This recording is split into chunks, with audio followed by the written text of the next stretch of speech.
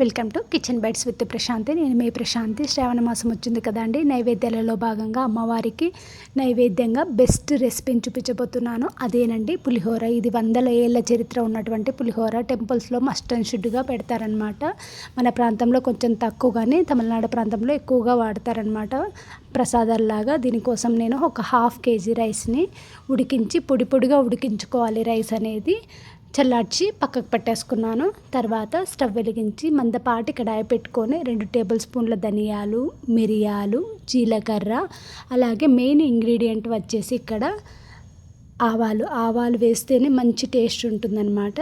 అలాగే కావాలి అనుకుంటే మీరు మెంతులు యాడ్ చేసుకోండి. నేను ఒక 4 నుంచి 5 మెంతులు యాడ్ చేసేసి బాగా కలుపుతూ ఇవి వేగేంత వరకు, మంచి అరోమా వచ్చేంత వరకు స్టవ్ అనేది సిమ్లో ఉండే వేయించుకోవాలి. అలా వేయించుకుంటేనే ఈ పులిహోరకు మంచి టేస్ట్, ఫ్లేవర్ అందుతుందన్నమాట.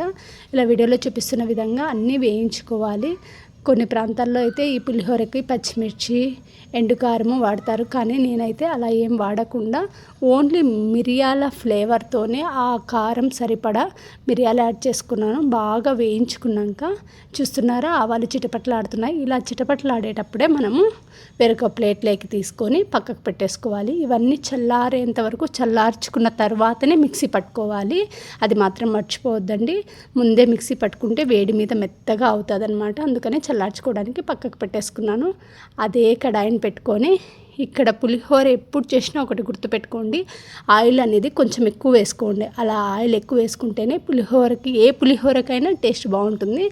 ఆయిల్ హీట్ అయినాక పల్లీలు, పచ్చిశనగపప్పు, మినపప్పు, కరివేపాకు, పసుపు వేసి బాగా వేగినాక ముందే ఒక నిమ్మకాయ సైజ్ అంతా చింతపండు గుజ్జును తీసుకున్నాను, అది యాడ్ చేసుకున్నాను. చింతపండు గుజ్జు వేసేటప్పుడు ఎప్పుడైనా గుర్తుపెట్టుకోండి, వాటరీగా ఉండకూడదు, చిక్కగా ఉండాలి. అలా చిక్కగా ఉంటేనే పులిహోర మంచి ఫ్లేవర్ అందుతుంది. అన్నీ బాగా ఉడికేంత వరకు, ఆయిల్ పైకి తేలేంత వరకు ఉడికించుకోవాలి. నేను ఇక్కడ ఇంగువ కూడా యాడ్ చేశానండి. ఇంగు వేయడం వల్ల ఇంకా ఫ్లేవర్ బాగుంటుందన్నమాట. ఇలా ఉడికేంత వరకు ఉడికించుకోవాలి. అందరూ ఏమనుకుంటారు, పల్లీలు వేస్తే మెత్తగా అవుతాయి. అలా ఏం అవ్వవండి.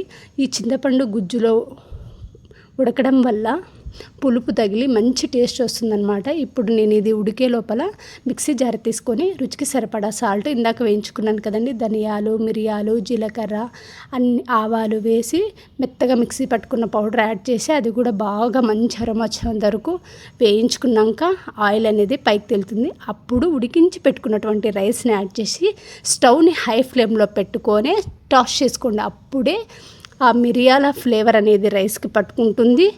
ఆ పులిహోర కూడా మంచి టేస్టీగా వస్తుందన్నమాట. చూస్తున్నారు కదండి ఎంత కలర్ఫుల్గా ఉందో. మీరు టేస్ట్ చేయలేరు కాబట్టి బాగా టేస్టీగా ఉందని చెప్తున్నాను. మీరు కూడా ఒకసారి ట్రై చేయండి. సో ఇది అండి అమ్మవారికి నైవేద్యంలో భాగంగా ఇవాళ నేను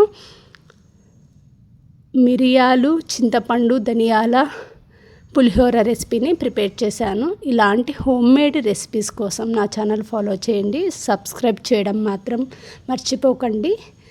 ఎలా వచ్చిందో మీరు కూడా ట్రై చేసి కామెంట్ చేయండి.